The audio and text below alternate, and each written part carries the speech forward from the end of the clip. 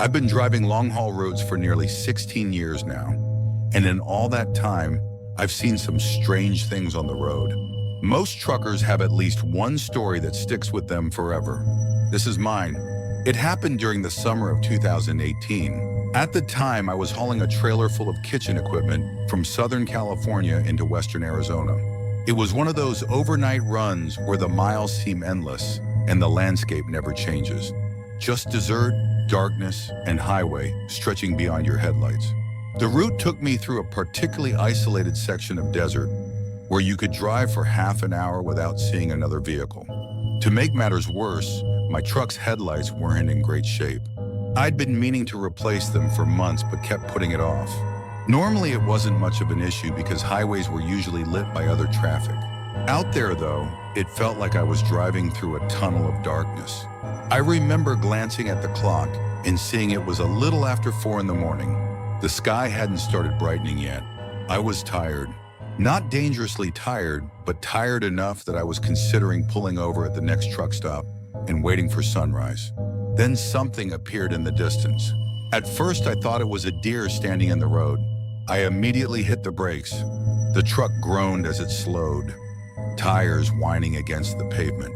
As I got closer, I realized it wasn't an animal. It was a car. A silver sedan sat directly in the middle of the highway. Not on the shoulder, not halfway off the road. Right in the center. Its hazard lights blinked lazily in the darkness. Even stranger, the driver's door was hanging wide open. I stopped my truck several yards away and stared. Something about it felt wrong.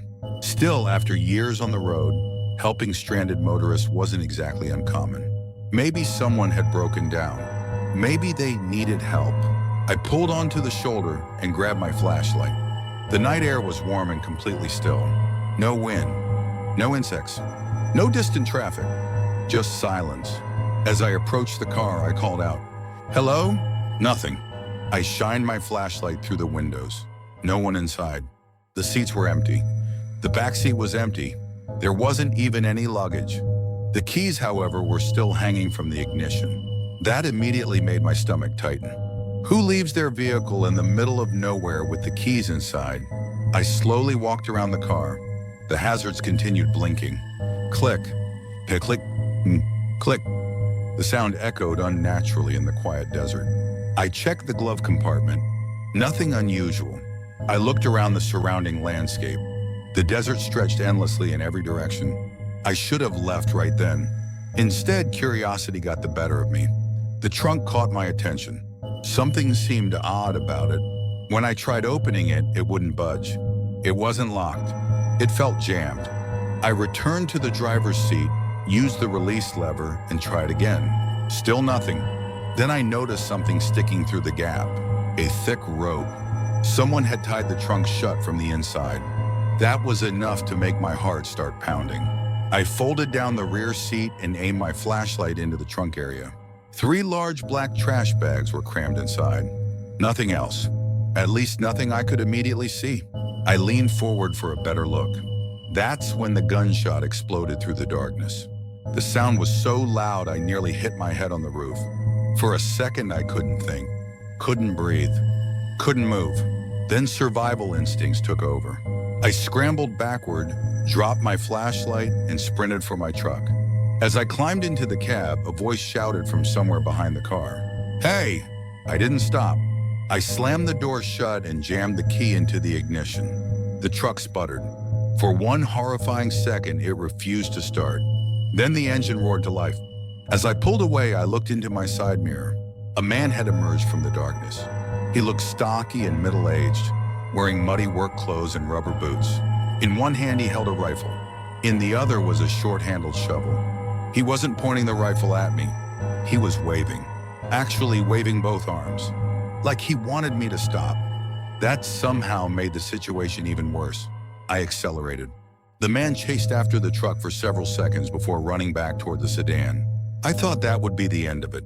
I was wrong. About 5 minutes later, headlights appeared behind me. Fast. Very fast. The silver sedan. My heart dropped. The car closed the distance quickly and began riding my bumper. The driver repeatedly flashed his lights. Then he started laying on the horn. I grabbed my phone and called Highway Patrol. The dispatcher stayed on the line while I explained everything. For nearly 15 minutes, the sedan followed me. Every time I tried changing speed, it matched me. Then suddenly it pulled alongside. I glanced over and saw the same man behind the wheel. He was frantically gesturing for me to pull over. I refused. Moments later, flashing police lights appeared ahead. The sedan immediately veered off the highway and disappeared down a dirt service road into the desert. I pulled over and waited for the officer. When he arrived, I explained everything. The abandoned car, the trunk, the gunshot, the armed man, the chase. The officer took notes and promised units would search the area.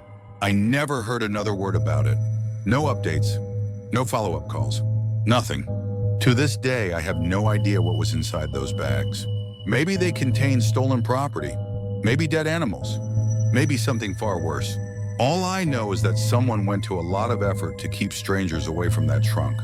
And after 16 years behind the wheel, I've never stopped wondering what would have happened if I'd managed to open it before that gunshot rang out.